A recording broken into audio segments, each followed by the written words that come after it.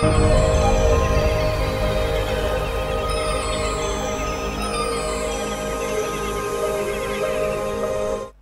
Lord. దేవునికి మహిమ కలుగును గాక. మీకందరికీ యేసుక్రీస్తు అతి శ్రేష్టమైన నామంలో శుభవందనాలు తెలియచేస్తున్నాను. ఈ ఉదయకాల సమయంలో దేవుడు మనకిచ్చినటువంటి ఈ శ్రేష్టమైన సమయంలో పరిశుద్ధ గ్రంథంలో కొన్ని మాటలు మనము జ్ఞాపకం చేసుకుందాము. ఇక్కడ అపోస్తలుల కార్యములు 2వ అధ్యాయము 42వ వాక్యాన్ని చదువుకుందాం. అపోస్తలుల కార్యములు 2వ అధ్యాయము 42వ వచనం చదువుకుందాం. వీరు అపోస్తలుల బోధ యందును సావాసముందును రొట్టె విరుచుట యందును ప్రార్థన చేయటందును ఎడతెగక ఉండిరి. ప్రేమంటే వాళ్ళారా, ఈ సమయంలో ఇక్కడ మనం గమనించినట్లయితే వాక్య భాగంలో కొన్ని విషయాలు మనము జ్ఞాపకం చేసుకున్నట్లయితే ఇక్కడ మరి వీరు అంటే వీరు ఎవరు అని మనం గమనించినట్లయితే వీరు మరి ఆనాడు అపోస్తలులైన పేతురు గారు మరి వాక్యమును బోధించేటప్పుడు వారందరూ కూడా దేవుని వాక్యమును వినంటి వారంట. ఇన్ని మరి వారందరూ కూడా మరి పేతురుని అడుగుతున్నారు, పేతురు గారిని అడుగుతున్నారు. మరి ఏమంటున్నారంటే, వారు ఈ మాట విని హృదయములో నొచ్చుకొని, సహోదరులారా మేమేమి చేద్దామని పేతురు కడమ అపోస్తలుని అడగగా, ఇక్కడ 37వ వాక్యాన్ని మనం చదువుతున్నాం ఈరోజు. ఇక్కడ మరి వారు ఈ మాటలు విని హృదయంలో నొచ్చుకొని, సహోదరులారా మేమేమి చేద్దామని పేతురు కడమ అపోస్తలుని అడగగా, మరి పేతురుని కడమ అపోస్తలులను కూడా అడుగుతున్నారు, మేమేం చేద్దామని చెప్పి, మేమేం చేయాలని చెప్పి అడుగుతున్నారు వారు. అప్పుడు వారు పేతురు మరి ఏం చెప్తున్నారంటే, పేతురు మీరు మారు మనసు పొంది పాప క్షమాపణ నిమిత్తము ప్రతి వాడు యేసుక్రీస్తు నామంలో బాప్తిసం పొందుడే, అప్పుడు మీరు పరిశుద్ధాత్మ అను వరం పొందుదురు. ఈ వాగ్దానం మీకును మీ పిల్లలకును దూరస్తులందరికీ అనగా ప్రభు అయిన మన దేవుడు తన యందు పిలిచిన వారి అందరికీ చెందినని వారితో చెప్పిను. ఇంకను అనేక విధములైన మాటలతో సాక్ష్యమిచ్చి మీరు మూర్ఖులైన ఈ తరం వారికి వేరే రక్షణ పొందుడని వారితో హెచ్చరించును. కాబట్టి అతన్ని వాక్యం అంగీకరించిన వారు బాప్తిసం పొందిరి. ఆ దినమునందు ఇంచుమించు 3000 మంది చేర్చబడిరి.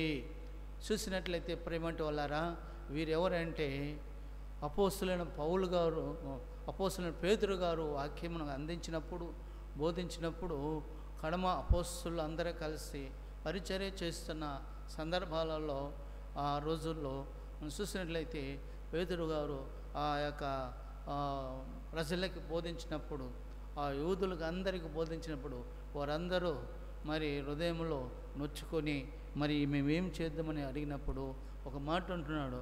ఏమంటున్నాడంటే, ఇక్కడ మరి మనం చూసినట్లయితే మీరు మూర్ఖులకు ఈ తరం వారికి వేరే ఉండి రక్షణ పొందురని హెచ్చరించెను. ఈ తరం వారికి అంటే మూర్ఖులైన ఈ తరం వారికి మీరు వేరే ఉండి రక్షణ పొందమని చెప్పి అక్కడ పేతురు వారికి బోధించినప్పుడు వారందరూ కూడా మరి యేసు ప్రభువుని ఆ వాక్యమును అంగీకరించినారంట. యేసయ్య వాక్యాన్ని అంగీకరించిన వారు ఎవరైతే మారు మనసు పొంది పాపక్షమాపణ నిమిత్తమో బాప్తిసం తీసుకొని ఈ తరం వారికి వేరే ఉండి వారందరూ కూడా రక్షించబడినట్టు వారే అప్పుడు సంఘములో మరి బాప్తిసం పొందుకున్న తర్వాత సంఘంలో చేర్చబడినట్టు వారుగా మనం చూస్తున్నాం. సంఘములో చేర్చబడినట్టు వారుగా మనం చూస్తున్నాం. అయితే సంఘంలో చేర్చబడినంటే వీరు ఈ 3000 మంది మరి విశ్వాసులు, రక్షించబడిన తర్వాత విశ్వాసులు వీరందరూ కూడా ఇప్పుడు సంఘములో చేర్చబడారంట. సంఘములో చేర్చబడిన తర్వాత సంఘములో వారు ఉండవలసిన వారికి ఉన్న లక్షణాలు ఏంటంటే, వాళ్ళకి ఉండాలంటే ఆయుధకెత్తం ఏదంటే ఇక్కడ మనం గమనించినట్లయితే 42వ వచనం, వీరు అపోస్తల బోధ యందును సాహసమందును రొట్టె విరిసిట యందును ప్రార్థన చేయటందును ఎడతెగక ఉండిరి. మనం ఆలోచించినట్లయితే ఇక్కడ రక్షించబడినట్టే దేవుని బిడ్డలు విశ్వాసులు ఎక్కడ ఉండాలంటే రక్షించబడిన తర్వాత, దేవుణ్ణి అంగీకరించిన తర్వాత, బాప్తిస్మం తీసుకున్న తర్వాత నీ జీవితము ఎలా ఉండాలా, ఎక్కడ ఉండాలా అని మనం ఆలోచించినట్లయితే ఇక్కడ మనకు క్లియర్గా దేవుని వాక్యం స్వచ్ఛంగా మనకు తెలియజేస్తుంది. ఏంటంటే ఇక్కడ మరి వీరు అపోస్తల బోధ యందును దేవుని వాక్యమందును దేవుని వాక్యమందును మరి సవాసమునందును రొట్టె విరిచడం ఎందును ప్రార్థన ఎందును ఎడతెగక ఉన్నారంట. ఎక్కడ? సంఘములో చేర్చబడిన తర్వాత, సేవలో చేర్చబడిన తర్వాత నీ యొక్క జీవితము ఎట్లా ఉండాలంటే బోధయందును అపోస్తల బోధయందును సహవాసమును రొట్టె విరిచినందుకు ప్రార్థన చేయందు ఎడతెగక ప్రభు సన్నిధిలో ప్రభువులో నువ్వు ఎడతెగక ఎప్పుడు ఈ లక్షణాలు కలిగి ఉండాలంట. ఒక స్టీమర్కి 4 లంగర్లు ఉంటాయి. మరి స్టీమరు సముద్రం మీద ప్రయాణం చేసేటప్పుడు అది ఎక్కడ ప్రమాదం వస్తుంది, ఎక్కడ మరి మునిగిపోతుంది, ఎక్కడ దానికి ఇబ్బంది కలుగుతుందో అన్న సందర్భంలో ఇక మరి దాన్ని నడిపేంటి నాయకుడు ఏం చేస్తాడంటే ఆ స్టీమర్కు ఉన్నంటి 4 లంగర్లను 4 పక్కల వదిలేస్తాడు. కిందకి వెళ్ళి అవి ఆ నీటి భాగంలో కిందకి వెళ్ళిపోయి అవి ఏం చేస్తాయంటే ఆ స్టీమర్ని ఆదుకుంటాయి. అంటే దిగిపోయి ఆ స్టీమర్కు ఉన్న లంగర్లు ఆదుకునేస్తాయి, లోపల దిగేస్తాయి. ఇక స్టీమర్ అటు ఇటు కదలదు, ఎలాంటి ప్రమాదాలు రావు, ఎలాంటి ఇబ్బంది రాదు, ఎలాంటి సమస్య రాదు. ఎంత వాన వచ్చినా, ఎంత వరద వచ్చినా, ఎలాంటివి వచ్చినా కూడా ఆ యొక్క స్టీమర్కి 4 లంగరు ఎలాగ ఆదుకుంటాయో కాపాడుతుందో అలాగే మరి దేవుని యొక్క సన్నిధిలో దేవునిలో ఉన్నట్టు వారు వారి ఆత్మీయ జీవితంలో వారికి ఎన్ని నష్టాలైనా రానివ్వండి, ఎన్ని కష్టాలైనా రానివ్వండి, ఎన్ని ఇరుకులైనా, ఎన్ని ఇబ్బందులైనా రానివ్వండి, ఎన్ని సమస్యలైనా రానివ్వండి, మరి వీరికి ఎలాంటివి ఆ స్టీమర్ ఎలాగ కదలకుండా ఉంటుందో వీరు కూడా అలాగే స్టాండర్డ్గా ఉంటారు. ఎందుకంటే వీరు ఎక్కడున్నారంటే అపోస్తల బోధ యందును సహవాసం అందును రొట్టె విరిచినందును ప్రార్థన యందు ఎడతెగక ఉన్నారు. వీరు సంఘములో చేర్చబడినారు కాబట్టి, సంఘం అనగా క్రీస్తు స్వరక్తించిన సంపాదన సంఘములో ఉన్నారు కాబట్టి వారికి ఎలాంటి ప్రాబ్లం రాకుండా, ఎలాంటి కష్టాలు రాకుండా, ఎలాంటి నష్టాలు రాకుండా ఆదుకుంటే సంఘము ఆయన స్వరక్తించిన సంఘము యేసయ్య సంఘము. ఆ సంఘములో నువ్వు ఉంటున్నావు కాబట్టి, మరి నువ్వు జీవిస్తున్నావు కాబట్టి నీకు ఎలాంటి ప్రాబ్లం రాకుండా దేవుడు నిన్ను ఆదుకుంటాడని చెప్పి మనము చూస్తున్నాం.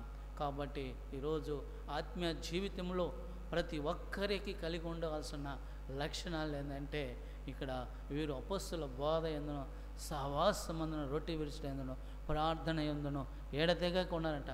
అంటే దేవునితో సంబంధం కలిగి, దేవునిలో దేవుడు వాళ్ళతో కలిగి ఎప్పుడు నిత్యము ఆనందముతో సంతోషముతో వీరు దేవునితో ఉండటానికి ఈ 4 రకాలైన మరి వాక్యం మనం జ్ఞాపకం చేసుకుంటున్నాం.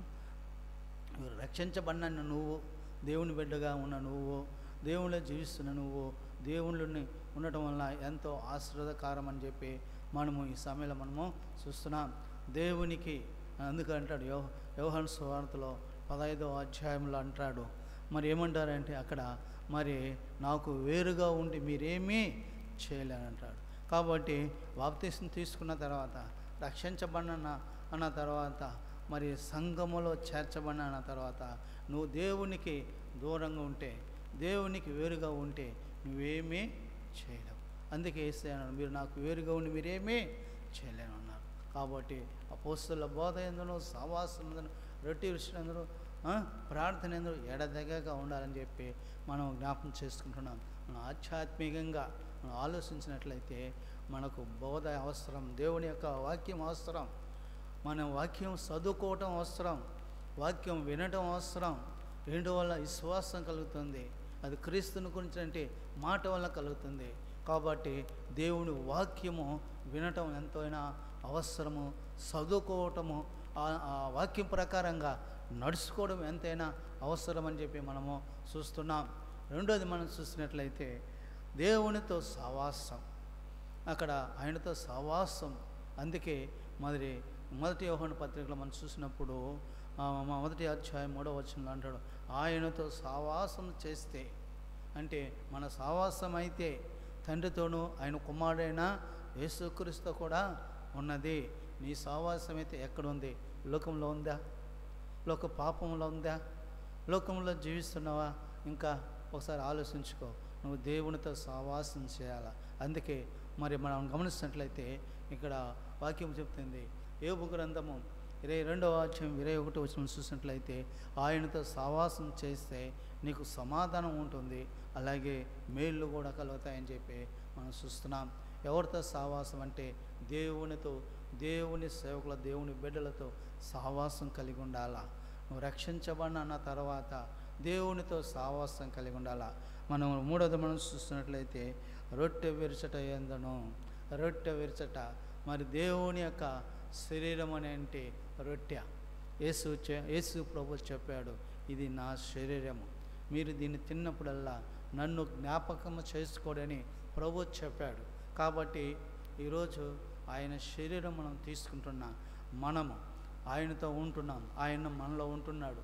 కాబట్టి ఆయనలో మనం జీవించాలంటే ఆయన శరీరం తీసుకోవాలా. అందుకే నా శరీరం తినవాడు నా మూలంగా జీవించును, నేను జీవించినట్టే మీరును జీవించుదురు అన్నాడు యేసయ్య. కాబట్టి ఆయన శరీరము మనం తీసుకోవాల్సిన, అంటే వారు వింటున్నాం ఎప్పుడంటే ఎప్పుడో నెలకు ఒకసారి, సంవత్సరానికి ఒకసారి, అలాంటి పద్ధతి కాకుండా అది ప్రతి ఆదివారం తీసుకోవాల్సిన, అంటే ఎంతైనా అవసరం అని చెప్పి ఒక విశ్వాసానికి పరీక్ష చేసుకుని తీసుకోవాలని చెప్పి మనము జ్ఞాపకం చేసుకుంటున్నాం.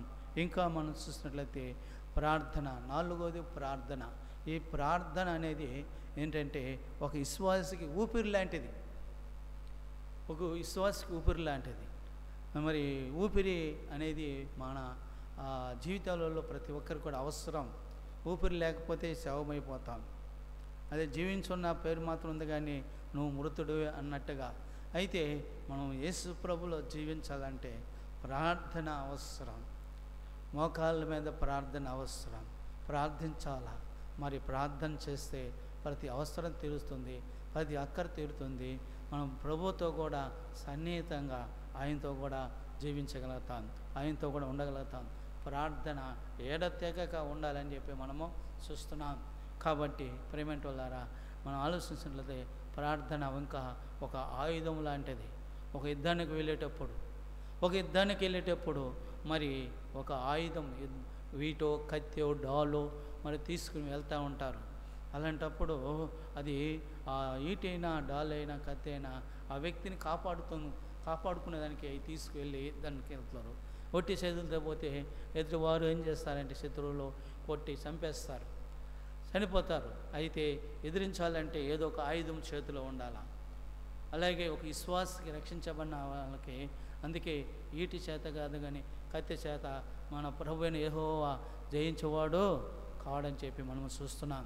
అవును, దేవుడు ఒక కత్తి చేత ఈటి చేత జయించేవాడు కాదు కానీ మనం ఆయనకు ప్రార్థన చేసినప్పుడు మన పక్షంగా ఉండి ఆయన జయమో దయచేస్తాడు. కాబట్టి ప్రార్థన ఒక ఊపిరి లాంటిది, ఒక కత్తి లాంటిది, ఒక ఆయుధం లాంటిది అని చెప్పి మనము చూస్తున్నాం. ఈ 4 రకాలంటే మరి ఆత్మీయ జీవితంలో ఒక విశ్వాసకి ఉండాల్సిన ఒక మంచి లక్షణాన్ని మనం చూస్తున్నాం. ఈ 4 లక్షణాలు కూడా ఎలా ఉండాలంటే ఏడతెగక ఉండాలంట. ఈ 4 లక్షణాల్లో మన జీవితంలో, ఒక విశ్వాస జీవితంలో ఈ 4 లక్షణాలు మనలో ఉండాలి. అవి ఎప్పుడంటే ఏదో ఒక రోజు లేకుంటే ఒక నెల, ఒక సంవత్సరం మరి బైబిల్ చదవటం అనేది, వాక్యం వినటం అనేది ఏమీ కాకుండా దేవునితో సహవాసం అనేది నిత్యము కలిగి ఉంటూ ఇక్కడ మనం చూసినట్లయితే ఇంకా రొట్టె విరిచడం అనేది ప్రభువుతో కలిగి ఉండటానికి నా శరీరం తినవాడు నా మూలంగా జీవించాడు, నేను జీవించింటే వాడు అతను జీవిస్తాడని చెప్పాడు. అవును, ప్రార్థన అనేది మరి ఊపిరి లాంటిది. ప్రార్థన ఎప్పుడు మరి దానిలో మనం చూసినట్లయితే మరి రోజుకు ముమ్మారు తనకొచ్చినంటే ఆపద ప్రార్థన చేస్తే సింహాల బోన్లు వేస్తూ ఉన్నాం ఆజ్ఞ వచ్చింది. అయినా కూడా దాన్ని లెక్క చేయకుండా ఒక ఆత్మీయుడు ఏ విధంగా ప్రార్థన చేస్తూ వచ్చాడో నువ్వు కూడా ఈరోజు ప్రార్థన జీవితం కలిగి ఉండాలి. ఆ ప్రార్థన జీవితం నిన్ను కాపాడుతుంది, నీ కుటుంబాన్ని కాపాడుతుంది, మరి నీతో కూడా ఉన్నట్టు వారిని అందరినీ కూడా కాపాడుతుంది. ప్రార్థన అవసరం. ఇవన్నీ మనం కలిగి ఉండాలని చెప్పి ఎప్పుడంటే ఎడతెగక ప్రభువులో ఉండాలని చెప్పి ఇక్కడ ఈ సమయంలో మనము దేవుని వాక్యం ద్వారా మనము జ్ఞాపకం చేసుకుంటున్నాం. కాబట్టి మరి అలాగా ఈ ఉదయకాల సమయంలో అలాగా ఉండటానికి మనం జ్ఞాపకం చేసుకొని వీటిని అనుసరించి నడుచుకున్నట్లయితే దేవుడు నిన్ను, నీ కుటుంబాన్ని, నీ వ్యక్తిగత జీవితాన్ని ఆశీర్వదిస్తాడు, దీవిస్తాడు, సహాయం చేస్తాడు. కాబట్టి అపోస్తుల బోధ, సహవాసము, రొట్టె విరుచుట, ప్రార్థన ఎడతెగక నీ ఆత్మీయ జీవితంలో మర్చిపోకుండా వీటిని ప్రారంభించండి, వీటిని చేయండి. దేవుడు మీతోనే ఉండి మిమ్మల్ని ఆదుకొని మీకు సహాయం, ఎలాంటి సమస్యలైనా ఎదిరించగలడానికి దేవుడు శక్తి కలిగినట్టు వాడు. ఆ శక్తి, ఆ బలము నీకే దేవుడు ఇచ్చి ఉన్నాడు. కాబట్టి దాని ద్వారా మనం ఈ లోకంలో ఉన్న వాటిని జయించడానికి దేవుడు మనకు తోడుగా నడిపించింది గాక. ప్రార్థన చేసుకుందాము. అందరూ నాతో కూడా ప్రార్థనలు ఏకీభవించండి, మోకరించండి. మీరున్న స్థలంలోనే మోకరించండి, ప్రార్థన చేసుకుందాం. ప్రేమ నమ్మకమైన అమ్మ, ప్రియ పరలోకపు తండ్రి, మహాగణుడా, నీకే వందనాలు, స్తోత్రాలు. యేసయ్యా, మరి ఉదయకాల సమయంలో స్వచ్ఛంగా మీరు మాతో మాట్లాడినందుకు నీకు వందనాలు చెల్లిస్తున్నాను. ప్రతి మాట, ప్రతి హృదయాన్ని స్పందించండి, దర్శించండి, బలపరచండి, రక్షించండి. ఆ వాక్యం ప్రకారంగా నడుచుకున్నట్లు సహాయం చేయండి అయినా. ఓ ప్రభువా, మరి నా వాక్యాన్ని వ్యర్థంగా పోకుండా సాతానుడు ఎత్తుకుని పోకుండా నీరు గట్టి ఫలింపచేయమని, అనేక మంది హృదయాలలో ఫలింపచేయమని, కార్యం జరిగించమని, రక్షించబడిన కార్యం చేయమని యేసు నామమున ప్రార్థిస్తున్నాం తండ్రి. ఆమేన్. మిమ్మల్ని దీవించి ఆశీర్వదించును గాక.